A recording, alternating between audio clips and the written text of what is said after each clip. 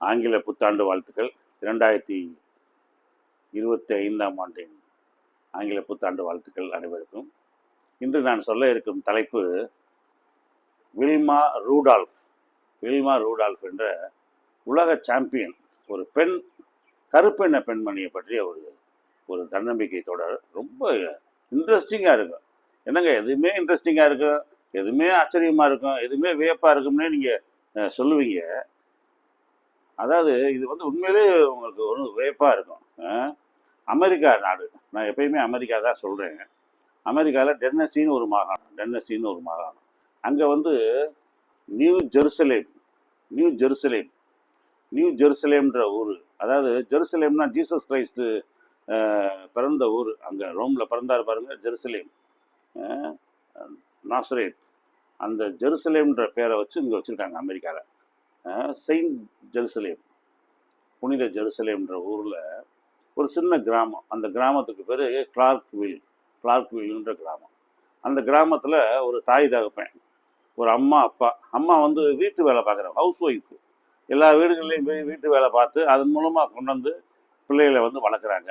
அப்பா ஒரு ரயில்வே போர்ட்டர்னா சுமை தூக்கும் கூலி தொழிலாளி, ரயில்வே போர்ட்டர். இவங்களுக்கு இந்த அப்பாவுக்கு இந்த அப்பா பேரோட எட்டு, அவங்க அப்பா பேர் எட்வர்டுன்றத கூட எட்டின்றத கூட ஷார்ட்டாக எட்டுன்பாங்க.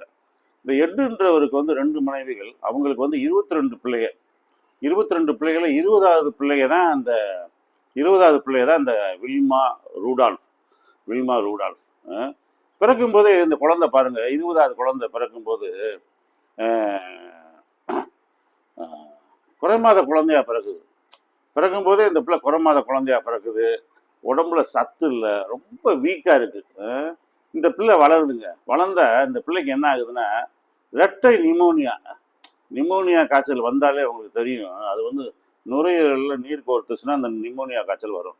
நிமோனியா வந்தால் ரொம்ப கஷ்டம். அது இருமல், சளி, காய்ச்சல்னு ஆளை போட்டு உருக்கி எடுத்துரும். இந்த நிமோனியா காய்ச்சல் இந்த இரட்டை நிமோனியா இந்த பொண்ணுக்கு. அதே நேரத்தில் நம்ம ஊரில் எல்லோ ஃபீவர்னு ஜாண்டிஸ் மாதிரி, அது மாதிரி அந்த ஊரில் கருஞ்சிவப்புன்ற ஒரு காய்ச்சல் வருது, ஸ்கார்லட் அப்படின்ற ஒரு காய்ச்சல். இந்த நோய் அந்த பிள்ளைய தாக்கிது பாருங்க. இந்த நோய் முதல்ல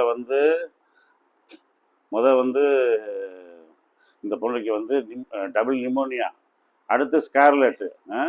இந்த பிரச்சனையோட இந்த பொண்ணு வளர்ந்துக்கிட்டே இருக்கு பாருங்க. இந்த பிள்ளைக்கு பாருங்க, நம்பவே மாட்டேங்க, போலியோ அட்டாக்குன்னு அவங்களுக்கு தெரியும். இளம்பிள்ளை வாதம். இப்போ நம்மளுக்குலாம் 6 மாதத்துக்கு ஒரு தடவை போலியோ ட்ராப்ஸ் கொடுக்குறாங்க குழந்தைகளுக்கு, அந்த போலியோ அட்டாக் வராமல் இருக்கு. அந்த காலத்தில் அந்த வசதிகள்லாம் இல்லை, கண்டுபிடிக்கப்படல, மருந்துகள் கண்டுபிடிக்கப்படல. இந்த பிள்ளை 1940 ஜூன் 23 பிறகுது. 1940 ஜூன் 23 பிறகுது. 23ஆம் தேதி பிறந்த பிள்ளை இந்த பிள்ளை. இப்போ இந்த குழந்தைக்கு இப்போ போலியோ அட்டாக் இடது கால் செயலில்லாமல் போயிடுச்சு.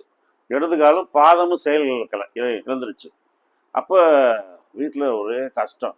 அதாவது பட்ட காலிலே படும் கெட்டக்கூடிய கெடும்பாங்க. அது மாதிரி இந்த பிள்ளைக்கு பாருங்க, நிமோனியா, டபுள் நிமோனியா, அடுத்து ஸ்கார்லெட்டு, அடுத்து இந்த போலியோ அட்டாக்கு. எவ்வளோ பாருங்க, ஒரு சின்ன பிள்ளைக்கு நடக்கவே முடியல. டாக்டர்கிட்ட கூட்டிகிட்டு போகிறாங்க அவங்க அம்மா. டாக்டர் சொல்கிறாரு, காலை நடக்க வைக்கிறதுக்கு ஒரு பெல்ட்டு மாதிரி போடுறாங்க. பெல்ட்டு மாதிரி பட்டையா பின்னைக்கு போடுறாங்க பாருங்க. அது மாதிரி பிராஸில் ஒரு பெல்ட்டு போடுறாங்க. போட்டு பொண்ணை தரையில் கால் பற்றக்கூடாதுமா, போலியோ அட்டாக்கு, நிமோனியா காய்ச்சல், தரையில் கால் பட்டுச்சுன்னா குளிர்ச்சி ஏறி இந்த ஒன்றுக்கும் இல்லாமல் போயிடும். நடக்கவே கீழே விடாதீங்க, இந்த பிள்ளை நடக்கவே முடியாது, உயிரோட வேணா இருக்கும் அப்படின்ற மாதிரி சொல்கிறாங்க. ஒரு நடைப்பணமாக அந்த பிள்ளை வீட்டில் படுத்துருக்கு பாருங்க. இந்த வீட்டு பொண்ணோட நிலைமையை பாருங்க, எப்படி நிலைமை அப்படின்னு. இந்த சூழ்நிலையில் இந்த பொண்ணு வீட்டில் ஒரு பேப்பர் போடுறாங்க, நியூஸ் பேப்பர் வீட்டுக்கு வீடு போடுவாங்க பாருங்க. அந்த மாதிரி நியூஸ் பேப்பர் போடும்போது இந்த பொண்ணு வீட்டில் ஒரு நியூஸ் பேப்பர் விழுகுது. இந்த பொண்ணு கட்டிலில் படுத்துட்டு அந்த நியூஸ் பேப்பரை பார்க்குது. பார்த்தா இந்த வேர்ல்ட்ஸு ஃபாஸ்டஸ்ட் உமன், உலகத்திலே வேகமாக ஓடும் பெண்ணுன்னு ஒரு பெண்ணோட படம் போட்டிருக்கு. அந்த பொண்ணை பார்த்துட்டு இந்த பொண்ணு அழுதுட்டு அவங்க அம்மாவை பார்க்குது. அவங்க அம்மா என்ன ஒய் யூ ஆர் கிரையிங் அப்படின்னு கேட்குறாங்க. வில்மா ஏன் அழுகுற அப்படின்றாங்க. நானும் அந்த மாதிரி ஓடணும் அப்படின்னு இந்த பொண்ணு சொல்லுது. அவங்க அம்மாவுக்கு ஒரே அழுகு. என்னப்பா, உன்னால் நடக்கவே முடியாதே, காலவே தரையில் டாக்டர் வைக்கக்கூடாதுன்ட்டாரு, நீ காலை தரையில் வச்சனாலே செத்து போயிடுவேன்ட்டாரு, நீ எப்படிப்பா நடக்கவே முடியாத ஓட முடியும் அப்படின்னு போது இந்த பொண்ணு சொல்லுது, இல்லைம்மா நான் ஓடணும்மா, எனக்கு அந்த விருப்பம் இருக்குது அப்படின்னு. ஓடணும்னா கூட சும்மாவே ஓடினா பரவாயில்ல, உலகத்தில் வேகமாக ஓடணுன்ற மாதிரி அது அந்த பொண்ணோட எய்மை பாருங்கள். இப்போ இந்த பொண்ணை கொண்டு போய் இந்த அம்மா என்ன பண்ணுறாங்க, அந்த ஊரில் ஒரு கிரவுண்ட் இருக்குது, ஒரு ஸ்கூலு, அதோட கிரவுண்டு. அந்த கிரவுண்டில் போய் இந்த பொண்ணை போய் விடுறாங்க. விட்டு இந்த பொண்ணு என் மகளை பாருங்க அப்படின்றாங்க. அந்த அந்த கிரவுண்டில் கோச் ஒருத்தர் இருக்கார், அவர் பேர் எட் இடி எட் டெம்பிள். பேரை பாருங்க, டெம்பிள். அவர் பேர் டெம்பிள். டெம்பிள்னா நம்ம ஊரில் கோவில், பேரே கோவில். அவர் கோவில் மாதிரியே செஞ்சார் பாருங்க. வாட் யூ வாண்ட் அப்படின்றார். What can I do for you அப்படின்றாரு. இந்த வில்மான்ற பொண்ணு சொல்லுது, I wanna run the fastest girl in the world அப்படின்னு. உலகத்திலே வேகமாக ஓடக்கூடிய பெண்ணை நான் மாற விரும்புகிறேன்னுது. அப்போ அவர் சொல்கிறாரு, உனக்கு அந்த மாதிரி ஆசை இருந்தால், உன்னுடைய குறிக்கோளையே நீ வாழ்க்கையில் நீ கடைபிடிக்கிறவராக இருந்தால், ஒரு நாளும் நீ பின்வாங்க மாட்டேன், நான் சொல்கிற பயிற்சியை நீ கடினமாக நீ மேற்கொள்வ அப்படின்ற உறுதி உனக்கு இருந்தா உன்னை நான் அந்த மாதிரி ஆக்குறேன் அப்படின்றாரு. அந்த பொண்ணு சொல்லுது, நான் ஓடுறேன் அப்படின்னுது. இப்போ நடக்கவே முடியலையே. இப்போ இந்த பொண்ணு அந்த அம்மா வீட்டுக்கு கூட்டிகிட்டு வந்து அந்த இவங்க வீட்டுக்கு பக்கத்துல இருந்து 80 மைல், நல்லா தெரிஞ்சுக்குங்க, அந்த காலத்துல கருப்பின மக்களுக்கு அதிகமான உரிமைகள் கொடுக்கப்படலை. கருப்பின மக்களுக்கு சுதந்திரம் கொடுத்துட்டாங்க, அடிமை முறை ஒழிக்கப்பட்டு விட்டது யாரால, ஆபிரகாம் லிங்கனால. ஆனா கருப்பின மக்கள் இன்னும் நிறவெறியால ஒதுக்கப்படுறாங்க, அவங்களுக்குரிய உரிமைகள் கொடுக்கப்படலை. ஹாஸ்பிட்டலுக்கு கூப்பிட்டு போனா they will be treated as a secondary citizenship of the America. அந்த அமெரிக்காவில் 2ஆம் தர குடிமக்களாக தான் அவங்கள ட்ரீட் பண்ணுறாங்க. அதனால் சரியான மருத்துவம் இல்லை. சென்ட் மேரிஸ் ஹாஸ்பிட்டலில் கொண்டு போய் இந்த அம்மா அந்த பொண்ணை போய் காமிக்கிறாங்க. அப்போ காலில் தான் நான் சொன்னேன்ல, பட்டைக்கிட்டையெல்லாம் மாற்றி டாக்டர் வந்து ஒரு வழியாக அந்த பிள்ளைய நீ வீட்டுக்குள்ளே போய் இருந்துக்கலாம் அப்படின்ட்டாரு. இப்போ இந்த பிள்ளைய வீட்டுக்கு கூப்பிட்டு வராங்க. 80 மைல் தூரத்தில் கொண்டு போய் இந்த பொண்ணுக்கு ட்ரீட்மெண்ட் கொடுக்க முடியல. கொடுத்தாலுமே அங்கே சரியான முறையான ட்ரீட்மெண்ட் கிடையாது, நிறவரினால ஒதுக்கப்படுறாங்க அவங்க. அப்போ இந்த வீட்டில் இப்போ இவங்க என்ன சொல்கிறாங்க, அந்த காலத்து முறைப்படி, பழங்கால முறைப்படி, நம்ம பழங்கால முறைப்படி இருக்கு பார்த்தீங்களா ட்ரீட்மெண்ட், அது அந்தபடி என்ன சொல்கிறாங்க, காலில் சுடுதண்ணியை போட்டு காலில் சுடுதண்ணியை ஊற்ற வேண்டியது.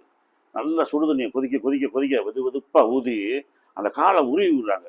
இந்த பொண்ணுக்கு வந்து 20 பேரில் அண்ணன் தம்பிங்க, அக்கா தங்கச்சிக்கு எல்லாம் சேர்ந்து 22 பேர். அந்த மற்ற அண்ணன் தம்பிகள்லாம் அந்த பொண்ணு ஓடணும்ட்டால நாங்கள் உனக்கு ஹெல்ப் பண்ணுறோம்டா அப்படின்னு சொல்லிட்டு இவங்க எல்லாம் காலை மசாஜ் பண்ணுறாங்க. நம்ம ஃபிசியோதெரப்பி மாதிரி நல்லா காலை நீவி விடுறாங்க. அதில் ஒரு சிஸ்டரு, அவங்க வந்து என்ன பண்ணுறாங்க, நர்ஸ் வேலை பார்க்குறாங்க. அவங்க வந்து இந்த ஆயின்மெண்ட்டை வந்து இவளுக்கு ஒரு நாளைக்கு 3 தடவை இவ காலில் ஆயின்மெண்ட் அப்ளை பண்ணி நீங்கள் உருவி விடுங்க அப்படின்றாங்க.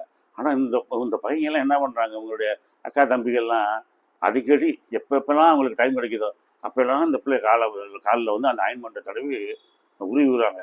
உருவிட்டால் இப்போ இந்த பிள்ளை நடக்க ஆரம்பிச்சிச்சு. வீட்டிலேருந்து பள்ளிக்கூடம் தூரத்துக்கு நடக்க ஆரம்பிச்சிச்சு.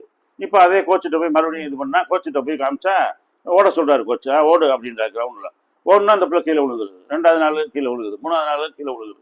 ஓட கீழே விழுக, நடக்க கீழே விழுக. அவங்க அம்மா ஒரு நாள் தூக்கிட்டு வராங்க, ஒரு நாள் அணைச்சி கூப்பிட்டு வராங்க. சுற்றி முற்றி உள்ள வீட்டுக்காரங்கெல்லாம் இருப்பாங்கல்ல, இதெல்லாம் தேவையா அவங்களுக்கு? ஏங்க, அந்த பிள்ளை தான் நடக்கவே முடியாத பிள்ளைய போய் நீ ஓடுவேன்னு சொன்னால், போலியோ அட்டாக், இளம்பிள்ளை வாதம் வந்த பிள்ளைய போய் எப்படிமா ஓட வைக்க முடியும்? அந்த பிள்ளைக்கு தான் அறிவு இல்லாமல் ஒரு ஆசை வந்துருச்சுன்னா அதை எப்படி நீ நிறைவேற்றுறேன்னு சொல்கிற? முட்டாள்தனமாக இருக்குது அப்படின்னு அவங்க அம்மாவை திட்டுறாங்க, மகளையும் திட்டுறாங்க. அவங்க அம்மாவுக்கு என் மகன் நினச்சிட்டா. மக சொல்லுது, இதை விடக்கூடாதுமா, சேலஞ்சில் ஜெயிச்சே ஆகணும் அப்படின்னு மக 2 பேரும் கங்கணம் கட்டி செய்கிறாங்க. அடுத்து பார்த்தா கொஞ்ச நாள் இந்த பிள்ளை ஓட ஆரம்பிச்சா ஸ்கூலில் உள்ள பிள்ளைகளோட ஓட ஆரம்பிக்குது. ஓடுனா 10வது பிள்ளையா ஓடுது, அப்புறம் 8வது பிள்ளையா வருது, அப்புறம் 7, அப்புறம் 5, அப்படி ஓடி இந்த பிள்ளை என்ன ஆகுது, ஸ்கூலில் செலக்ட் ஆயிடுச்சு. ஸ்கூலில் செலக்ட் ஆகி அடுத்து காலேஜுக்கு போய் காலேஜ்லேயும் செலக்ட் ஆயிடுச்சு, ஹைஸ்கூல்லையும் செலக்ட் ஆகி 16 வயசில் பாருங்கள் இந்த பிள்ளை ஆஸ்திரேலியாவில் நடக்குது. ஒரு 1956 ஆஸ்திரேலியாவில் மெல்போர்னில் நடக்குது, ஒலிம்பிக் நடக்குது. ஒலிம்பிக்கில் இந்த பிள்ளை போய் கலந்துக்கிறது. ஒலிம்பிக்கில் கலந்துக்கிட்டா ரிலே ஓட்டத்தில் இந்த பிள்ளைய ஓட வைக்கிறாங்க. ரிலே ஓட்டம்னா உங்களுக்கு தெரியும், 400 மீட்டர்ஸ், 100 மீட்டருக்கு ஒரு பெண்ணு வேகமாக ஓடுவாங்க. அந்த ஊர்லேயே யார் அமெரிக்காவில் வேகமாக ஓடுவாங்களோ அந்த பெண்கள் எல்லாம் ஒவ்வொரு 100 மீட்டருக்கு ஒருத்தர் கடைசி அந்த பிள்ளை ஓடுது. கொடியை வாங்கி, ரிலே தெரியுமா உங்களுக்கு, ஒரு கம்பு குச்சை வந்து கையில் கொடுப்பாங்க, கொடி மாதிரி இருக்கும். அதை பிடிச்சிட்டு ஓடணும். கொண்டு போய் யார் போகிறாங்களோ அவங்க தான் வெற்றி. இந்த பிள்ளை அதே மாதிரி ஓடுது. ஓடனா இந்த பொண்ணு வந்து வெங்கல பரிசு வாங்குது, பிரான்ஸ் மெடல். எப்படி பாருங்க, அமெரிக்காவில் டென்னசியில இருந்து ஆஸ்திரேலியா எங்கே இருக்குது, ஆஸ்திரேலியா ஒரு கண்டம், ஆஸ்திரேலியாவுக்கு போய் அங்கே போய் பிரான்ஸ் மெடல் இந்த பொண்ணு வாங்கிட்டு வருது. வாங்கிட்டு வந்து ஸ்கூலில் உள்ள சக பிள்ளைகிட்ட காட்டுதுங்க. ஓ, பிரான்ஸ் மெடலா அப்படின்னு எல்லா பிள்ளைகளும் தொட்டு தொட்டு பார்க்குதுக்கு. அதெல்லாம் அவங்க ஆர்வமாக பார்க்குறாங்க. ஏன்னா ஒலிம்பிக்கவே அவங்களாம் பார்த்தது கிடையாது அந்த ஸ்கூலில் உள்ள பிள்ளைங்க. அப்போ இந்த பொண்ணு சொல்லுது, இது வந்து பிரான்ஸ் மெடல், இது தெரிஞ்சு போச்சு எல்லாருடைய கையும் பட்டு, அடுத்ததில் நான் கோல்டு மெடல் அடிப்பேன் அப்படின்னு. மறுபடியும் ட்ரைனிங், மறுபடியும் ஓட்டம், ட்ரைனிங், மசாஜ் அவங்க வீட்டில் இது பண்ணுறாங்க. மறுபடியும் கீழே விழுந்துருது. ஒரு நாள் கீழே விழுந்தா காலில் நடக்க முடியல. மறுபடியும் அவங்க எல்லாரும் குறை சொல்கிறாங்க, என்ன ஏதோ லக்குக்கு ஒரு ஓட வாய்ப்பு கிடச்சிச்சுன்னா இப்படி செஞ்சுக்கிட்டு இருக்கீங்க நீங்கள் அப்படின்னு. மறுபடியும் அவங்க அண்ணன் தங்கச்சி எல்லாம் நல்ல மறுபடியும் வார்மப்பு, மசாஜ் எல்லாம் பண்ணி மறுபடியும் ஓட தயார் பண்ணிட்டாங்க. இந்த தடவை 1956 ஆஸ்திரேலியாவில். இப்போ வந்து 1960 வேர்ல்டு கேம்ஸ், ஒலிம்பிக் மட்டும் தெரிஞ்சுக்கோங்க, 4 வருஷத்துக்கு ஒரு தடவை தான் நடக்கும். ஏன் 4 வருஷத்துக்கு ஒரு தடவை நடக்குது? அந்த வருஷம் இருந்த ஃபார்ம் ஒருத்தருக்கு அடுத்த 4 வருஷம் கழிச்சு இருக்காது. 4 வருஷத்துக்கு முன்னாடி ஃபர்ஸ்ட் வாங்கினவே அடுத்த 4 வருஷத்துல கழிச்சு வந்தான்னா அவன் ஃபர்ஸ்ட் வாங்குறது ரொம்ப கஷ்டம். 4 வருஷத்துக்குள்ள அவன் வாழ்க்கை மாறிடும், அவன் ஃபார்ம் மாறிடும். அதுக்கு தான் 4 இயர்ஸ்க்கு ஒரு தடவை வைக்கிறது, வருஷம் வைக்கிறது கிடையாது. புரியுதா உங்களுக்கு? இப்போ இந்த 1960 ஒலிம்பிக் வந்து ரோமில் வைக்கிறாங்க. இத்தாலி நாடு ரோம். அமெரிக்காவிலேருந்து இந்த பொண்ணு ரோமுக்கு போயிருக்கு. ரோமில் உள்ள கடுமையான வெயில். இப்போ இந்த பொண்ணு வந்து ஓட்டப்பந்தயத்துக்கு தயாராக இருக்குது. 100 மீட்டர்ஸில் வந்து இருக்குது. 100 மீட்டர்ஸில் இந்த பொண்ணு ட்ராக்ல நிற்கிது. பக்கத்து ட்ராக்ல யாரு? ஜூட்டா ஹைன்னா யாரு? அந்த டைமில் கரண்ட்டில் 1960 மிஸ் வேர்ல்டு ஃபாஸ்டஸ்ட் உமன் 1960 உலகத்திலே வேகமாக ஓடக்கூடிய பொண்ணு பக்கத்தில் நிற்கிது. எப்படி பாருங்க. இப்போ அடிக்கிறாங்க, துப்பாக்கியை சுடுறாங்க. சுட்ட ஒன்று பறந்து ஓடுதுங்க. ஓடுனா இந்த பொண்ணு தான் ஃபர்ஸ்ட். யாரு? நான் சொன்னேன் பாருங்க, வில்மா ரூடால்ஃப் 100 மீட்டர்ஸில் ஃபர்ஸ்ட்டு. எத்தனை செகண்டு? 11 செகண்டு தான். ஜென்ஸ் இன்னைக்கு உசைன் போல்ட் மாதிரி ஆளுங்க 9.5 9.2ன்னு வைப்பாங்க. ஜென்ஸ் வந்து ஒரு ஒரு டைம் ஒரு நிமிஷம் குறைச்சி ஒரு 2 செகண்ட் குறைச்சி ஓடுவாங்க. லேடிஸால் அப்படி ஓட முடியாது. ஜென்ஸ் அளவுக்கு லேடிஸ்க்கு அந்த பவர் கிடையாது. ஆனால் இந்த பொண்ணு பாருங்க 11 செகண்டில் ஓடி இருக்கு. 11 செகண்ட்னா 11 தாங்க. இந்த கையை சுமிட்டுற தூரம் தான், இந்த டைம் தான். இப்போ 100 மீட்டரில் இந்த பொண்ணு ஜெயிச்சிச்சு. அடுத்து 200 மீட்டர் அதே பொண்ணு, அதே காம்படிட்டரு ஜூட்டா ஹைன், இவங்க வில்மா ரூடால்ஃப் 200 மீட்டரில் ஓடுது. ஓடுனா 23.2 செகண்ட்ஸ், 23.2 நொடிகள். பாருங்க, உலக சாதனை, பயங்கர சாதனை. இப்போ மூணாவது போட்டி எது? நான் 400 மீட்டர் ரிலே. 400 மீட்டர் ரிலேல இந்த பொண்ணோட ட்ரூப் எல்லாம் ஓடி வர்றாங்க. அந்த பக்கத்தில் ஜூட்டா ஹைன் நிற்கிறாங்க. வேர்ல்டுலேயே ஃபாஸ்டஸ்ட் விமன் ஜூட்டா ஹைன் நிற்கிறாங்க. எல்லாரும் கொடியை மாற்றி 100 மீட்டருக்கு ஒரு தடவை வந்துகிட்டு இருக்கும்போது இந்த பொண்ணு கையில் கொடுக்க, அந்த கொடி அந்த கோலை கையில் கொடுக்க வராங்கல்ல, அந்த பொண்ணு கீழே போட்டுருச்சு. உடனே அந்த வில்மா வந்து அந்த கொடியை எடுத்துட்டு பறந்து ஓடுதுங்க. பறந்து ஓடுனா ஃபர்ஸ்ட்டு. 100ல் ஃபர்ஸ்ட்டு, 200ல் ஃபர்ஸ்ட்டு, 400லையும் ஃபர்ஸ்ட்டு. எப்படி பாருங்க, அருமையான வெற்றி. 3 தங்கப்பதக்கம். பிறவிலேயே ரெட்டை நிமோனியா காய்ச்சலோட சேர்ந்து கருமையான ஸ்கார்லெட்டுன்ற கருஞ்சிவப்பு காய்ச்சல், அது ஒன்று. அடுத்து அதோட சேர்த்து போலியோ அட்டாக்கு. இந்த பொண்ணு தாங்க ஒலிம்பிக்கில் ஓடுது. பாருங்க எவ்வளோ ஆச்சரியம் பாருங்க. இந்த பொண்ணு வருதுங்க.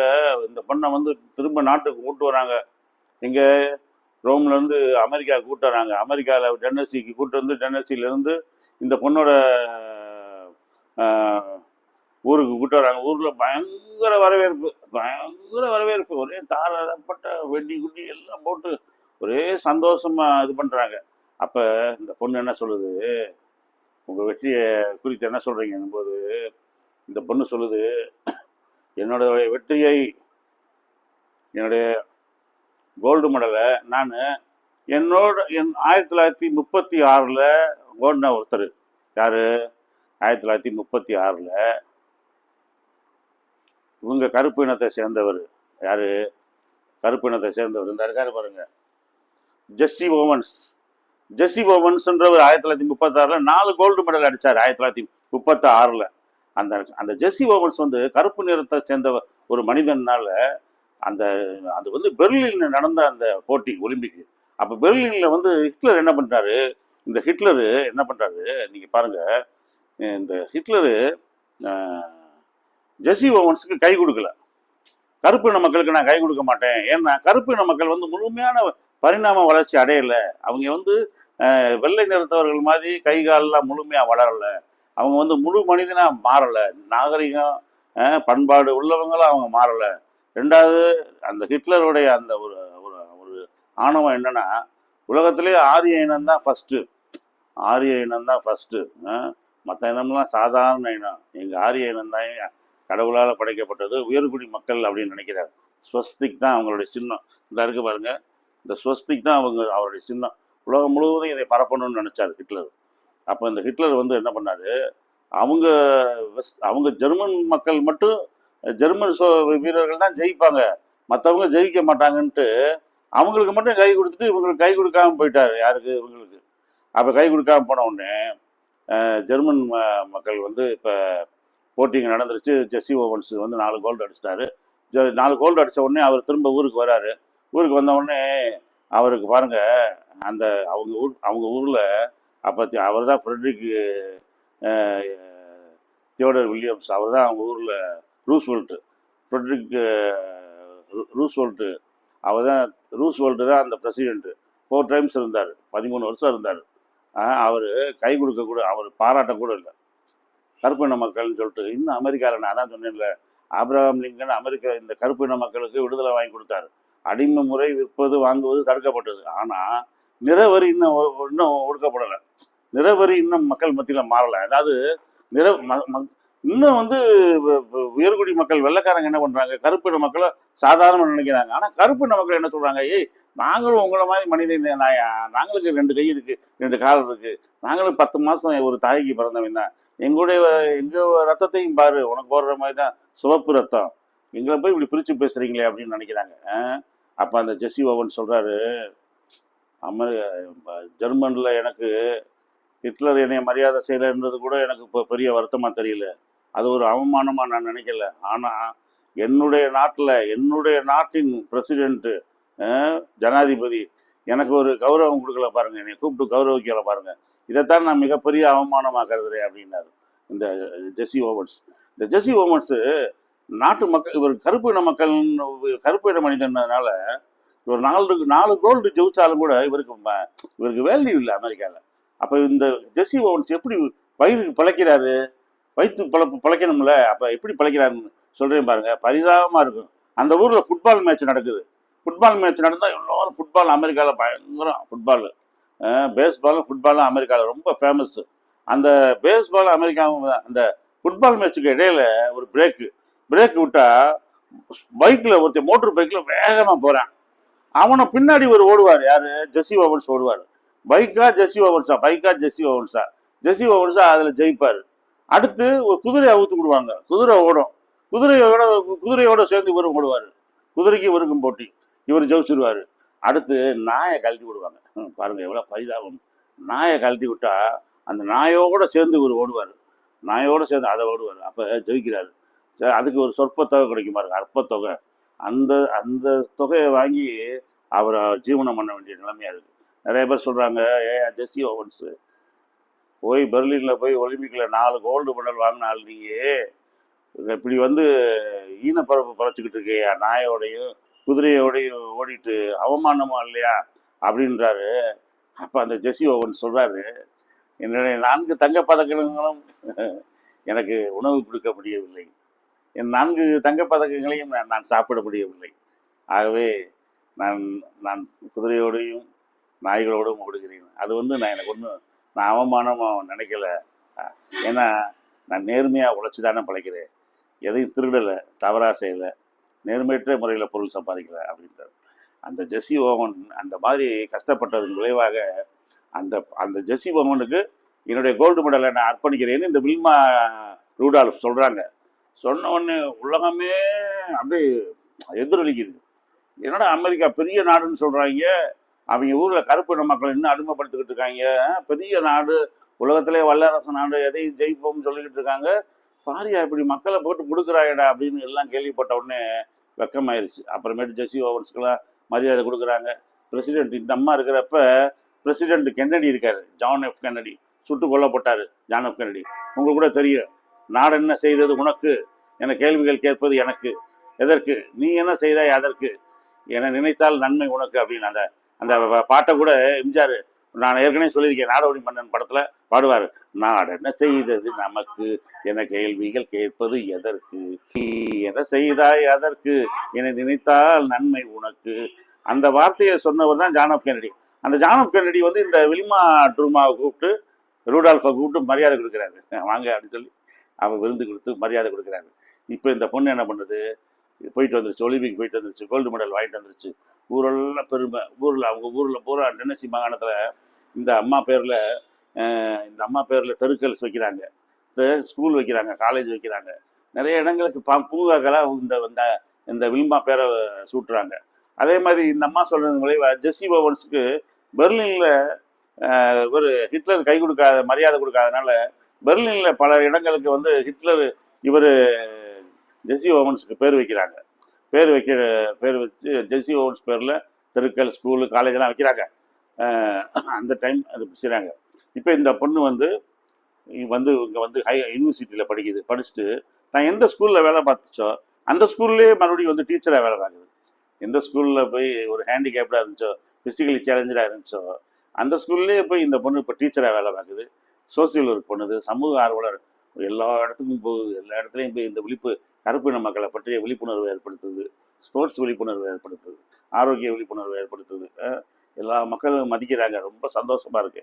இந்த பொண்ணு 1984 ஒலிம்பிக்கில் வந்து இந்த அம்மா வந்து அனௌன்சராக இருக்கு. எப்படி பாருங்க, இதுதான் காம்பியர்னா நிகழ்ச்சியை தொகுத்து வழங்குறவன்னா யார் தெரியுமா? அந்த நிகழ்ச்சிக்கு அவன் தான் முதுகெலும்பு. இந்த அம்மாவுக்கு அந்த பொறுப்பை கொடுக்குறாங்க. மிக உயர்ந்த ஸ்தானத்தில் சொல்கிறாங்க.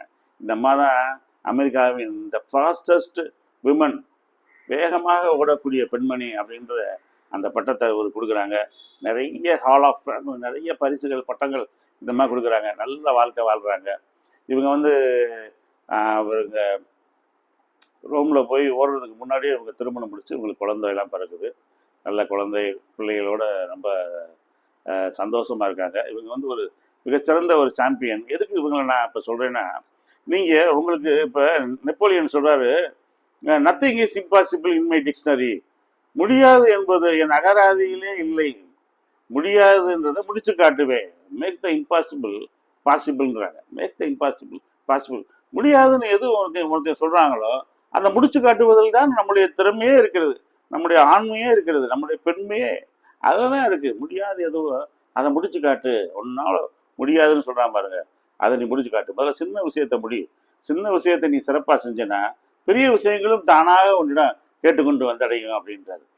பைபிளில் ஒரு வார்த்தை, அருமையான வார்த்தை, make the most of every opportunities because the days are evil. Bible அந்த வார்த்தை என்னன்னா, அந்த வசனம் என்ன சொல்றதுன்னா, காலத்தை ஆதாயப்படுத்துங்கள் ஏனெனில் நாட்கள் பொல்லாதவைகளாக இல்லைன்னா அப்படின்னு. உங்களுக்கு கிடைக்கிற வாய்ப்பு, உங்களுக்கு கிடைக்கிற வசதி, இருக்கிற வசதியை வச்சு நீங்க முன்னேற பாருங்க. தூங்கிடாதீங்க, ஓய்வு எடுத்துடாதீங்க, சோர்ந்துடாதீங்க. ஐயோ நம்மளுக்கு கை உடஞ்சிருச்சு, நம்மளுக்கு கால் உடஞ்சிருச்சு, இப்படியே நம்மளுக்கு துயரம் துன்பங்கள் வந்துக்கிட்டே இருக்கேன்னு நினச்சிடாதீங்க. இந்த ஸ்டாலின், லெனின் மாதிரி பெரிய ஆளுகள்லாம் சொல்கிறாங்க, if you want to stand still you run fast. If you want to, நீ வாழ்க்கையில் நிலைத்து நிற்க வேண்டும் என்றால் வேகமாக ஓடுனா கிரவுண்டில் போய் ஓடுறது இல்லை, மற்றவனுக்கு முன்னாடி உனக்கு கிடைச்ச வாய்ப்பை போய் செய்யி. கிரவுண்டில் நீ போய் உடற்பயிற்சி செய்யி, உன்னுடைய வியாபாரத்தை செய்யி, உன்னுடைய படிப்பை செய்யி. மற்றவனை விட முன்னாடி உனக்கு கிடைச்ச வாய்ப்புகளை பயன்படுத்தி நீங்கள் வாழ்க்கையில் முன்னேறணும். இந்த வில்மா ரூடால்ஃப் ஸ்டோரி உங்களுக்கு ரொம்ப ஒரு தன்னம்பிக்கை கொடுக்கக்கூடிய ஒரு கதையாக இருக்குன்னு நினைக்கிறேன். ரைட், இதை பார்த்துக்கிட்டு இருக்கவங்க தயவுசெய்து காலையில் எழுந்துறீங்க. அது மார்கழி மாத குளிர், 2025 பிறந்திருக்கு. புது கான்செப்டோட நீங்கள் புது ஒரு சபதத்தோடு அவங்க வாழ்க்கையை நீங்கள் ஆரம்பிக்கணும். ஓகே, நன்றி, வணக்கம். இது பிடிச்சிருந்துச்சுன்னா எனக்கு நீங்கள் சப்ஸ்கிரைப் பண்ணுங்கள்.